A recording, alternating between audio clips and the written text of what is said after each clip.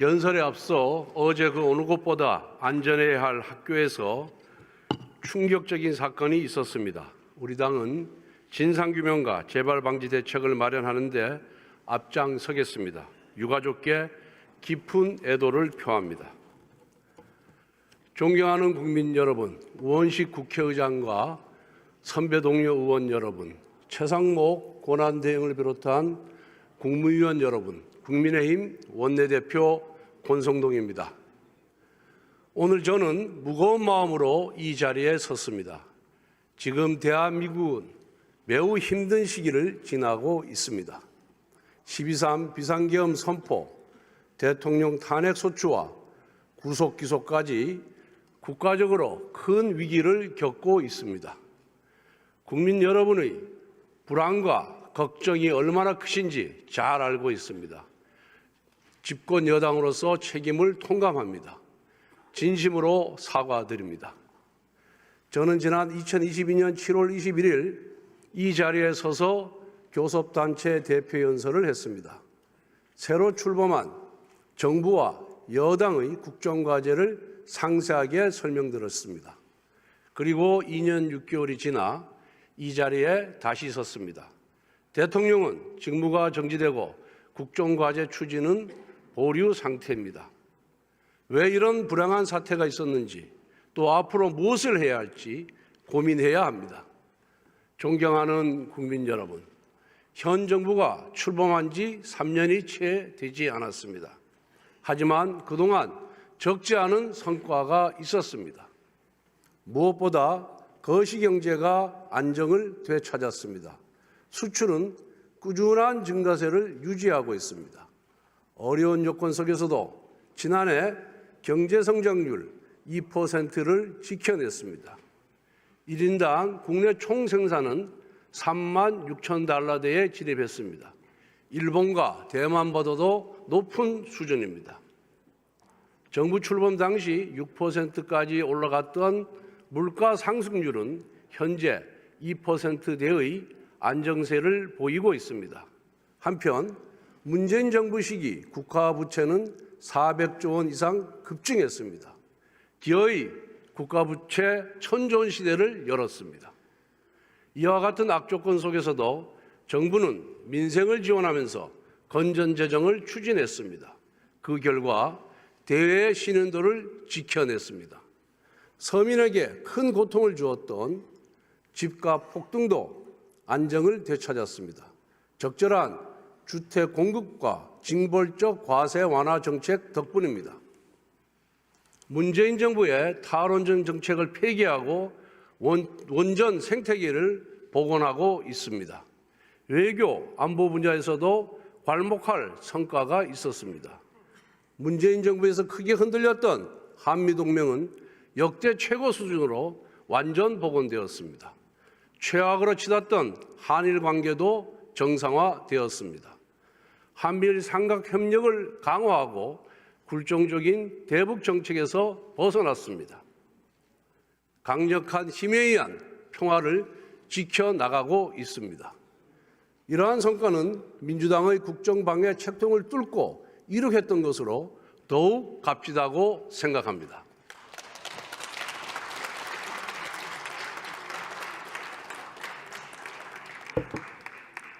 하지만 미완의 과제도 있습니다. 특히 내수 침체가 지속되면서 많은 국민들께서 어려움을 호소하셨습니다. 취약계층 보호 강화, 소상공인 자영업자 지원 확대와 같은 민생 안정 정책을 펼쳐왔지만 여전히 부족합니다. 저출산 문제 대응을 위해 정부 여당은 인구전략기획부 신설을 추진해 왔습니다. 작년 7월 국민의힘은 이 같은 내용을 담은 정부조직법 개정안을 국회에 제출했습니다. 민주당의 비협조 때문에 진척이 없습니다. 국민 노후와 청년의 미래가 걸린 연금 개혁도 국회 논의가 반년 가까이 중단되었습니다. 법치주의 원칙에 따라 노동개혁을 추진해 왔습니다. 그 결과 불법 파업이 줄어들어 근로손실 일수는 문재인 정부의 3분의 1 수준으로 감소하였습니다. 90%의 노조가 회계 공시에 참여하여 투명성을 높였습니다. 노조 간부의 채용 비리도 바로 잡았습니다. 하지만 노동시장의 유연성 확보와 이중구조 해결은 민주당과 강성노조의 반대로 아직 성과를 내지 못하고 있습니다. 교육개혁의 핵심 과제인 유보 통합은 밑그림을 제시했지만 아직 추진이 더딘 상황입니다. 의료개혁도 의정갈등이 지속되면서 여전히 표류하고 있습니다. 대통령 임기 3년차는 국정 성과를 끌어올려야 할 시기인데 작금의 현실이 너무 안타깝고 송구스럽습니다. 하지만 국민의힘은 마지막까지 여당의 책무를 다하겠습니다. 남겨진 국정과제를 흔들림 없이 추진하겠습니다.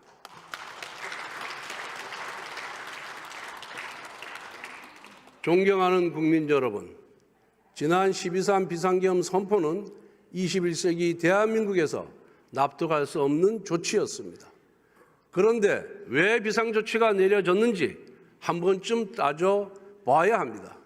대한민국 정부 수립 이후 문재인 정부까지 74년 동안 발의된 탄핵소추안은 총 21건입니다. 그런데 윤석열 정부 출범 이후 거대 야당은 무려 29건의 탄핵소추안을 발의했습니다.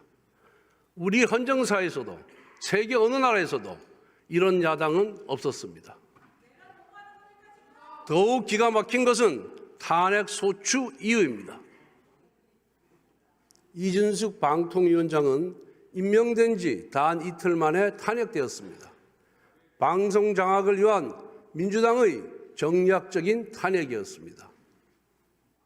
이재명 대표는 대북 송금 사건, 대장동 백현동 비리 사건의 주범입니다. 그런데 이 사건을 수사한 검사들을 무더기 탄핵했습니다. 범죄 피고인이 수사검사를 탄핵하는 적반하장의 폭거였습니다. 탈원전, 서해 공무원 피살, 집값 통계 조작, 태양광 사업 비리와 같은 문재인 정권의 부정부패 범죄를 감사하였다는 이유로 난데없이 감사원장까지 탄핵하였습니다.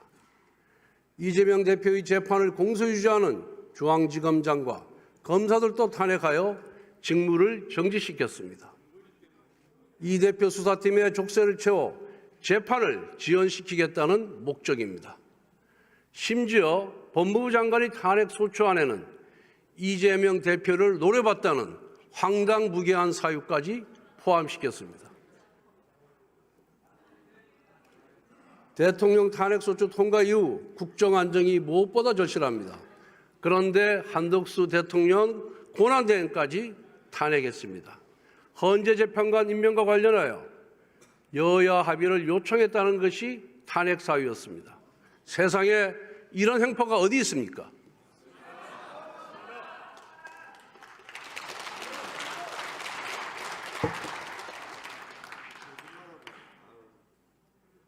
이것도 모자라서 민주당은 최상목 권한대행까지 탄핵하겠다고 시도 때도 없이 협박하고 있습니다. 여기에 더해 거대 야당은 현 정부 출범 이후 무려 23번의 특검법을 발의했습니다. 민주당이 발의한 특검법은 위헌적, 위법적 독소조항이 가득합니다. 그것도 여야 합의 없이 강행 처리하였습니다. 또한 야당은 예산 테러까지 했습니다. 민주당은 금년도 예산안을 대폭 삭감하여 단독 처리했습니다. 지역 상품권 1조 원 증액에 반대한다고 보복한 것입니다. 국회 청문회는 또 어땠습니까? 다수당의 힘으로 입법청문회, 청원청문회 열어놓고 온갖 기형적인 막말과 갑질을 보여주었습니다. 수많은 공직자, 기업인들을 불러서 마치 범죄자 신문하듯이 겁박하고 조롱했습니다. 청문회가 아니라 인신공격의 경연장이었습니다. 지금까지 대통령과 권한대행이 행사한 제의 요구권은 총 38건입니다. 이를 두고 민주당은 독선이라고 비판합니다. 불통, 독선 이미지를 낙인 찍는 전형적인 민주당의 수법입니다. 국익을 위하는 법이라면, 여야 합의로 통과된 법이라면 정부가 왜 제2요구권을 행사합니까? 국민 여러분, 29번의 연쇄 탄핵, 23번의 특검법 발의, 38번의 제2요구권 유도, 셀 수도 없는 갑질 청문회 강행, 삭감 예산안 단독 통과, 이 모두가 대한민국 건국 이후 단 한 번도 본 적이 없는 처음 있는 일입니다. 의회 독재의 기록이자 입법 폭력의 증거이며 헌정 파괴의 실록입니다.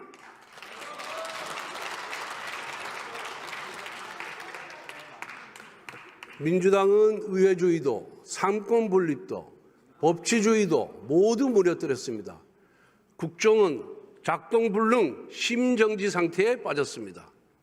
단언컨대 지금 우리가 겪고 있는 국정 혼란의 주범, 국가위기의 유발자, 헌정질서의 파괴자는 바로 민주당 이재명 세력입니다, 여러분.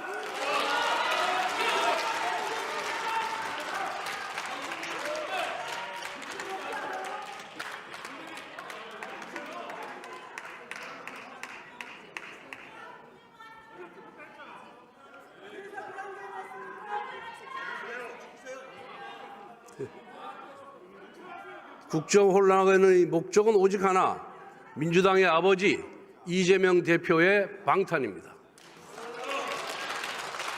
8개 사건, 12개 혐의, 5개 재판을 받고 있는 이재명 대표의 형이 확정되기 이전에 국정을 파국으로 몰아 조기 대선을 유도하고 이를 통해 대통령직을 차지하려는 정치적 모반입니다.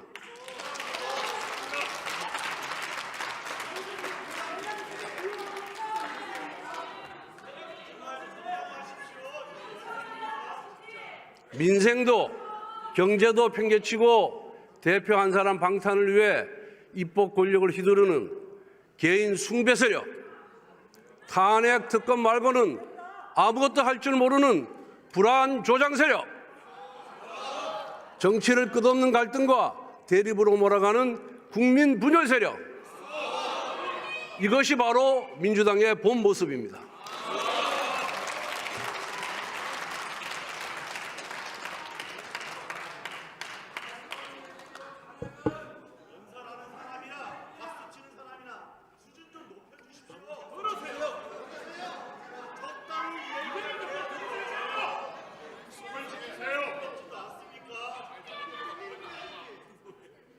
존경하는 국민 여러분, 대한민국에는 세 개의 기둥이 있습니다.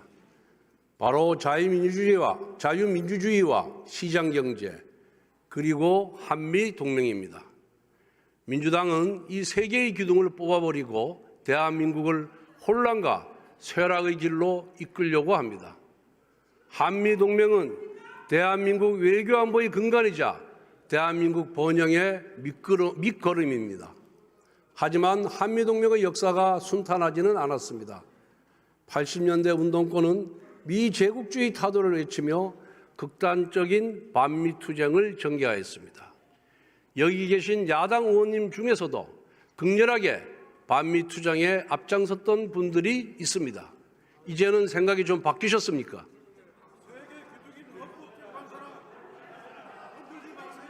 지금도 민노총을 비롯한 좌파단체는 주한미군 철수, 한미연합훈련 중단을 외치며 한미동맹을 위협하고 있습니다.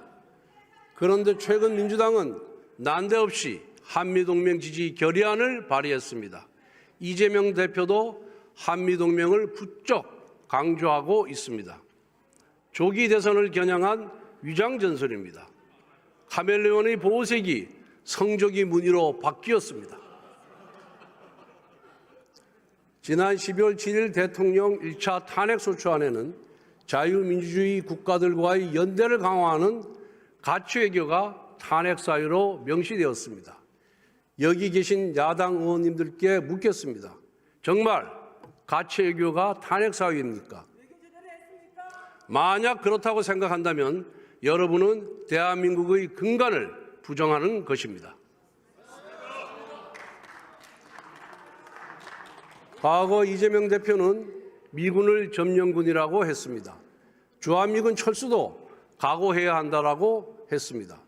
2017년 대선 당시에는 대통령이 되면은 사드 배치를 철회하겠다고 했습니다. 지난 대선 때는 공식 선거운동 첫날부터 사드같이 흉악한 거 말고 보일러를 놔드리겠다고 조롱했습니다.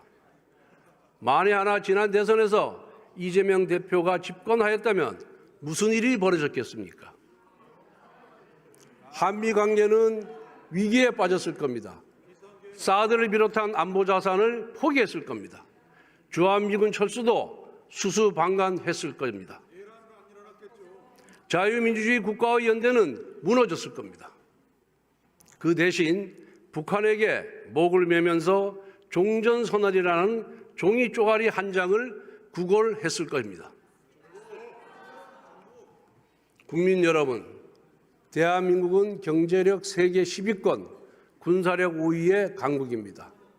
한미관계도 산업동맹, 경제동맹으로 더욱 확장해야 합니다. 대표적으로 원자력, 반도체, 조선업이 있습니다. 모두 안보와 직결된 전략 산업입니다. 원자력 분야에서 미국의 원천 기술과 강력한 외교력, 그리고 한국의 원전 건설과 운영 능력이 결합하면 강력한 시너지를 발휘할 수 있습니다. 그런데 누가 우리 원전 산업 생태계를 파괴했습니까?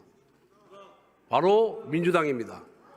민주당은 작년 말에도 차세대 원전 기술인 소듐 냉각 고성로 연구개발 예산을 삭감했습니다. 70억 원에서 7억 원으로 줄였습니다. 예산 90%가 날아갔습니다. 반도체 산업 육성을 위한 반도체 특별법과 전력망 특별법 통과도 발목을 잡고 있습니다. 반도체와 전기가 부족한데 어떻게 첨단 산업을 육성합니까? 쌀 없이 밥 짓겠다는 거짓말입니다. 대한민국 조선업은 세계 최고 수준입니다. 미국 트럼프 대통령도 우리 조선업을 주목하고 있습니다. 우리 조선업계가 미 해군 함정을 유지, 보수, 정비할 수 있다면 조선업 발전은 물론 안보에도 도움이 될 수 있습니다. 그런데 첨단 미래형 조선업을 국가 전략 기술로 지원하는 조세특례 제한법 개정안이 민주당 때문에 국회 기재위원회 문턱도 넘지 못하고 있습니다. 동맹을 강화하는 전략 산업을 내팽개치면서 어떻게 한미동맹을 강화할 수 있습니까? 아울러 지금 동유럽, 중남미 국가에서 우리의 우수한 K방산 수입을 원하고 있습니다.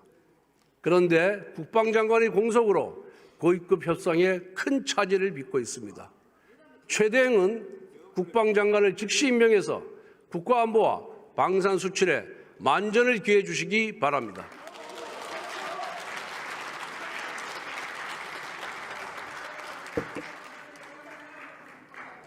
존경하는 국민 여러분, 작년에 노벨 경제학상을 수상한 데런 에스모글로 교수는 대한민국이 번영하고 북한이 몰락한 원인이 경제제도의 차이에 있다고 했습니다. 대한민국은 국민의 사유재산권을 보장하고 노력에는 인센티브를 제공하며 혁신에는 보상을 주는 시장경제체제를 세웠습니다.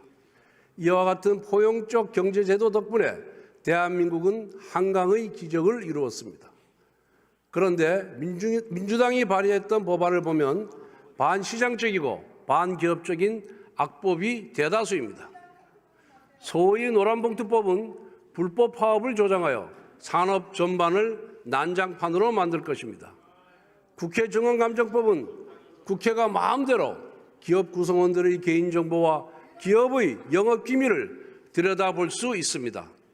이것은 시장과 기업에 대한 정치 권력의 약탈입니다. 민주당은 그렇게 약탈한 전리품을 좌파 단체와 나누어 갔습니다. 민주당이 민노총, 전농 같은 좌파 단체의 입법 로비를 들어주면 좌파 단체는 민주당을 위해 정치 투쟁의 스크럼을 짜주었습니다. 민주당이 입법거리로 배를 불리는 동안 대한민국의 투자 환경은 지속적으로 악화되었습니다. 정부 발표에 따르면 414개 경제 관련 법률 중 형벌 규정이 무려 5,886개에 달합니다. 이 중 다수가 이중처벌 혹은 양벌 규정입니다. 주한미국 상공회의소 조사를 보면 한국에서 애국 기업들이 투자하기 힘든 이유가 예측하기 힘든 규제 환경이라고 합니다. 이처럼 반기업적인 투자 환경을 누가 만들었습니까? 바로 정치입니다. 그저 기업을 규제하고 과도하게 비난하면 착한 정치인, 견연 정치인으로 대접해주는 위선의 정치 문화가 우리 경제의 족쇄가 되었습니다. 그리고 그 중심에 민주당이 있습니다.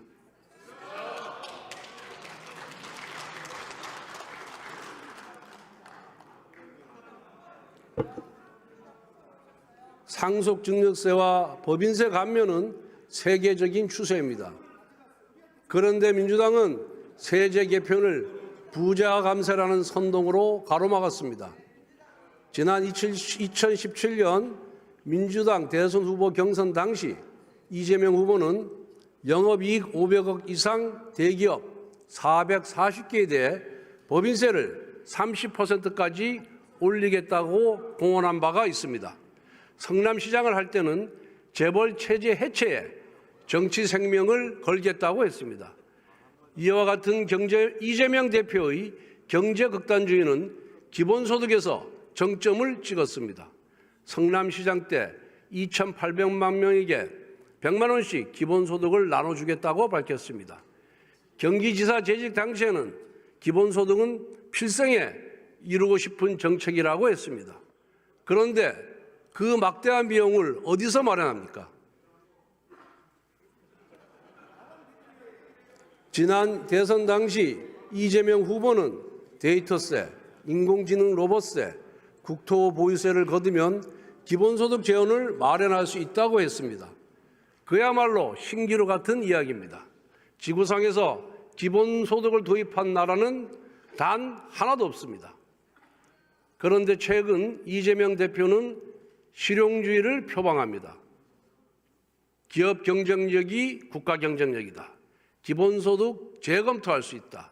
지금은 성장이 시급하다며 자신의 과거를 전면 부정하고 있습니다.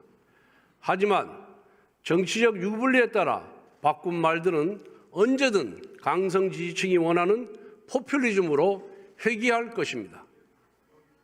이재명 대표와 민주당이 정책과 노선을 진정 수정할 의지가 있다면 노란봉투법, 국회 증언감정법부터 폐기하십시오. 대신 여야가 합의한 민생 법안들을 당장 통과시키십시오. 만약 그렇지 못한다면 이재명 대표가 외친 실용주의는 정치적 가면극에 불과합니다.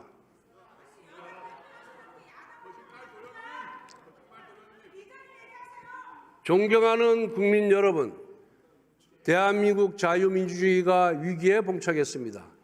이미 민주당은 지난 2018년 헌법 제4조에 규정되어 있는 자유민주적 기본질서에서 자유를 삭제하려다가 실패했습니다.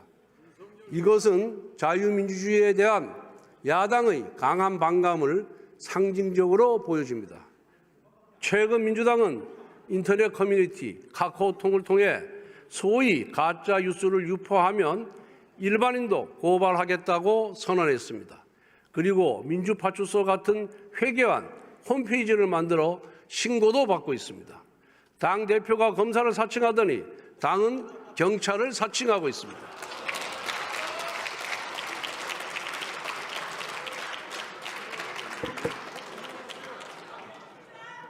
빅브라더가 당신을 주시하고 있다.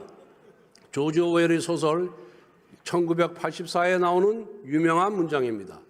이제 이 문장은 우리 현실 속에서 민주당이 당신을 주시하고 있다로 바뀌고 있습니다. 민주당의 검열과 본능은 여론조사업체 관리법안, 언론재갈법, 언론사에 대한 광고 압박에서도 볼 수 있습니다. 이처럼 민주당과 이재명 대표는 의회 권력만으로도 무소불위 권력을 휘두르고 국민의 일상까지 감시합니다. 민주당의 권력이 더 커지면 무슨 일이 벌어지겠습니까? 국민의 사생활도 통제하는 공포정치가 일상화될 것입니다. 반대 세력에 대한 끝없는 정치 보복과 숙청이 벌어질 것입니다. 국민 여러분, 국민의힘이냐 민주당이냐라는 질문은 자유민주주의냐 1인 숭배 독재주의냐라는 질문과 같습니다. 안정과 통합이냐 혼란과 분열이냐라는 질문과도 같습니다. 그리고 그 답은 명확합니다.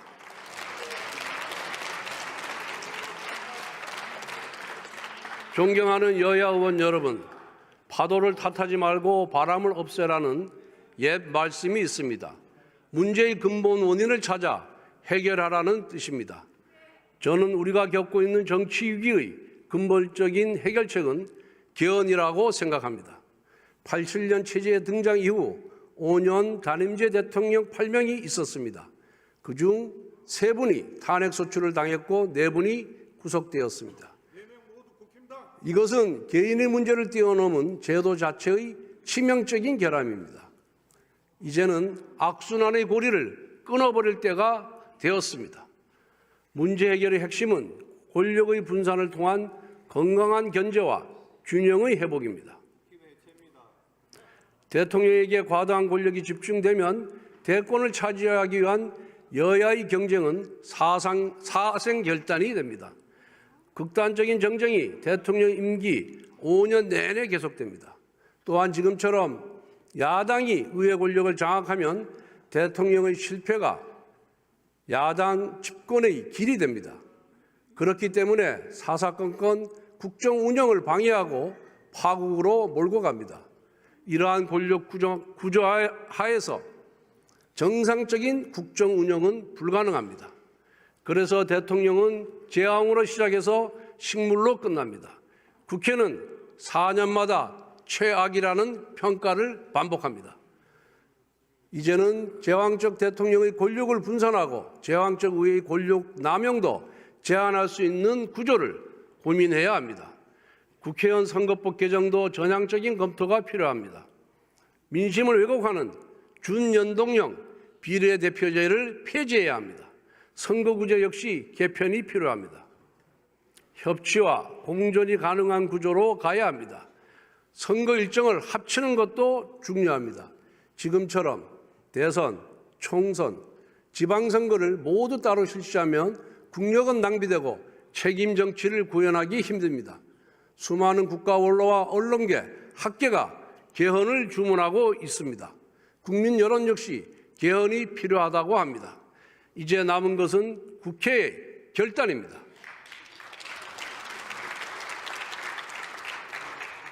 (2022년 9월) 이재명 대표도 바로 이 자리에서 개헌 필요성을 역설한 바가 있습니다. 그런데 지금 민주당과 이재명 대표는 개헌을 애써 외면하고 있습니다. 대권이 눈앞에 다가왔다고 생각하는 것입니까? 이대로 가면 다음에 누가 어느 당이 집권하더라도 총성 없는 내전이 반복될 뿐입니다. 여야가 함께 머리를 맞대고 국민과 각계의 의견을 수렴합시다. 우리 자신의 임기조차 단축할 각오로 최선의 제도를 찾아봅시다.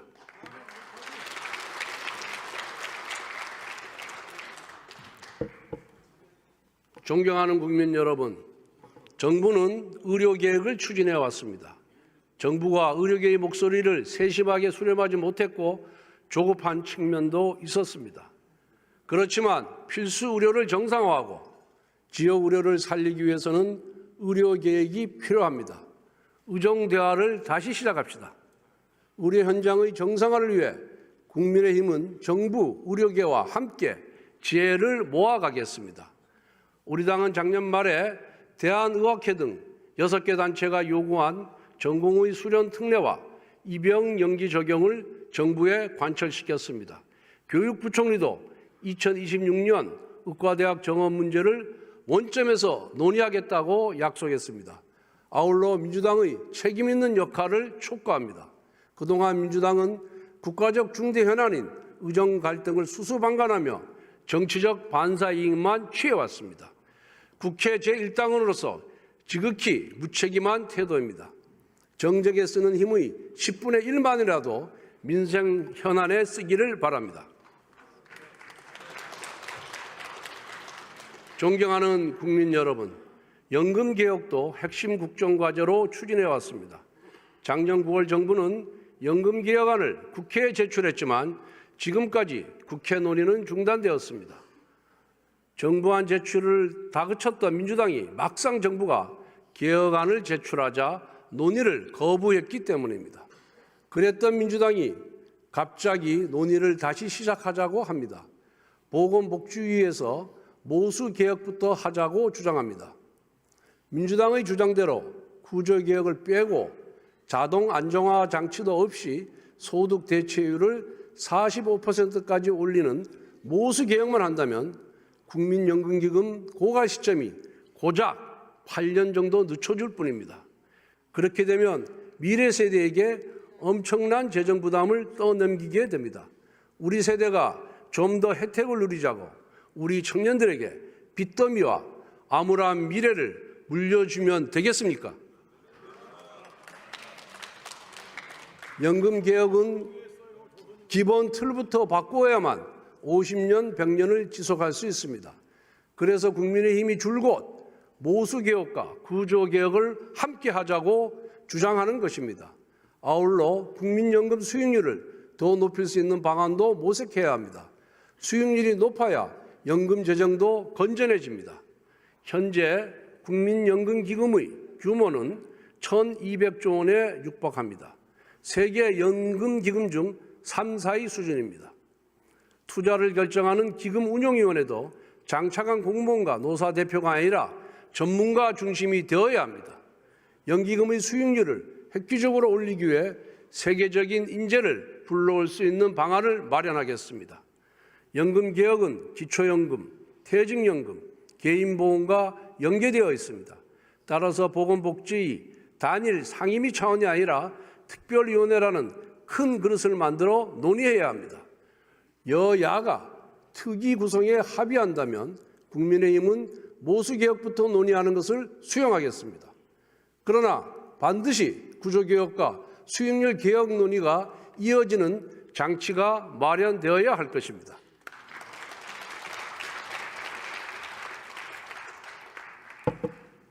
존경하는 국민 여러분, 민주당은 불과 한 달 전에 금년도 예산을 4조 원 넘게 삭감하여 일방적으로 처리했습니다. 그런데 이제 와서 추경을 하자고 합니다.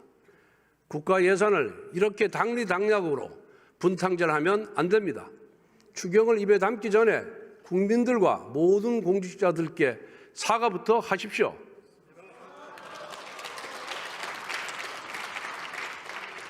우리 당은 추경 논의를 반대하지 않습니다. 하지만 분명한 원칙과 방향이 필요합니다. 민주당이 일방적으로 삭감 처리한 올해 예산안을 원상 복원하고 보완해야 합니다. 지역화폐와 같은 정쟁의 소지가 있는 추경은 배제하고 내수회복, 취약계층 지원, AI를 비롯한 산업 통상 경쟁력 강화를 위한 추경으로 편성해야 합니다. 아울러 이번 2월 국회에서 반도체 특별법을 반드시 처리해야 합니다. 미국, 중국, 일본, 대만 등 주요국들은 반도체를 국가안보 전략 산업으로 여기고 전폭적인 지원을 하고 있습니다. 세계 각국은 국가적 정책 지원과 근로시간 유연화를 통해 초경쟁 체제에 돌입했습니다. 연구개발과 생산이 24시간 365일 지속되지 않으면 살아남을 수 없는 산업이기 때문입니다. 전 세계에서 반도체 연구 인력이 주 52시간 근무에 발목 잡힌 나라는 어디에도 없습니다. 그런데 민주당은 고임금 연구개발 인력에 한해 주 52시간 근로시간의 예외를 주자는 법안을 끈질기게 거부하고 있습니다. 주 52시간 규제에 집착하는 민주당은 글로벌 스탠다드에서 한참 뒤떨어진 정치 세력입니다. 이 변화무쌍한 시대에 실용의 가치를 배신하는 21세기 세국입니다. 반도체에는 이념도 없고 정파도 없습니다. 경제전쟁의 시대에 이기는 방법만 고민해야 합니다.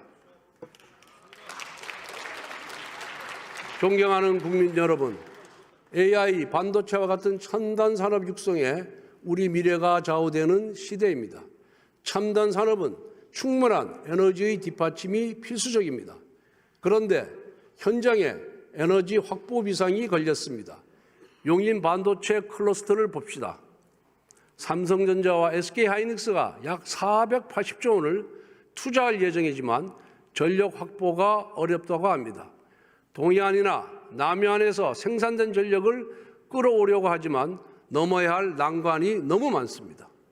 국민의힘은 첨단 기업에 충분한 에너지를 공급할 수 있도록 에너지, 교통, 통신 인프라를 통합적으로 고려한 국토종합 인프라 개발 로드맵을 구축하겠습니다.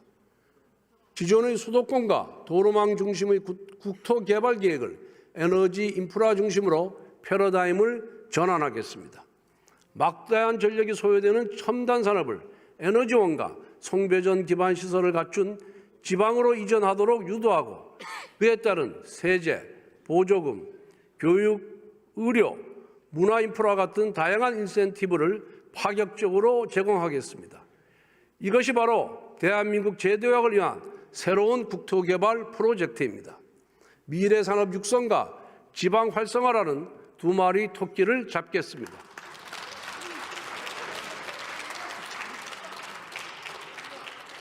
존경하는 국민 여러분, 올해는 광복 80주년이 되는 해입니다. 지난 80년 우리는 도종과 성취의 역사를 써왔습니다. 식민지배와 전쟁의 폐허 위에 나라를 세우고 도로를 닦고 공장을 만들었습니다. 가난 속에서도 학교를 건립하여 아이들을 가르쳤습니다. 그렇게 자란 아이들이 산업화와 민주화의 역군이 되었습니다. 대한민국은 식민지를 경험한 나라 중 유일하게 산업화와 민주화 모두 성공한 나라가 되었습니다. 작년 10월 노벨 경제학상을 수상한 사이먼 존슨 교수는 수상 발표 직후 기자회견 일성으로 이렇게 밝혔습니다. 한국 경제를 보라. 성공한 국가의 모범 사례다. 동료 의원 여러분, 우리는 선배 세대로부터 좋은 나라를 물려받았습니다. 그런데 우리는 후손에게 좋은 나라를 물려줄 수 있겠습니까? 지금과 같은 정치가 계속된다면 우리는 받은 만큼 돌려줄 수가 없습니다. 여기 계신 여야 의원님들 대부분 자녀가 있을 것입니다. 우리가 정책과 노선은 달라도 자녀를 위하는 마음은 똑같습니다. 그런데 지금 우리는 어떻습니까? 정작 자녀와 미래 세대를 위한 개혁은 외면하고 있습니다. 성장 동력 회복과 경쟁력 강화, 노동개혁과 연금개혁까지 우리 시대에 주어진 과제를 해결하지 못하고 있습니다. 수명을 다한 87년 헌법제재의 개편도 말만 무성합니다. 그런데 한 걸음도 떼지 못하고 있습니다.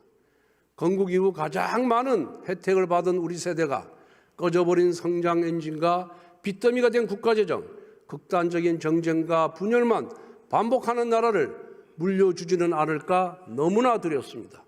모범적인 압축 성장의 신화를 쏜 우리가 벌써 쇠락의 길로 들어선 것이 아닐까 정말 두렵습니다.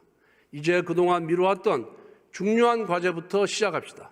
민생경제의 활력을 불어넣을 역전 법안들, 대한민국의 제도약을 위한 4대 개혁, 저출산 극복을 위한 범국가적인 대책 수립, 극단적 대결 정치를 극복하는 개헌부터 제대로 논의합시다. 우공이산의 고사처럼 작은 성과라도 쉬지 말고 쌓아갑시다.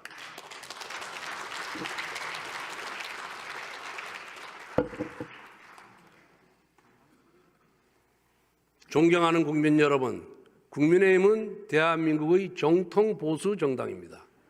저는 대한민국의 건국과 산업화 그리고 민주화를 이끌어온 보수 정당이 자랑스럽습니다. 물론 우리 과오도 아픔도 있었습니다. 그 공은 계승하고 관은 덜어내는 것이 후배 정치인의 책무입니다.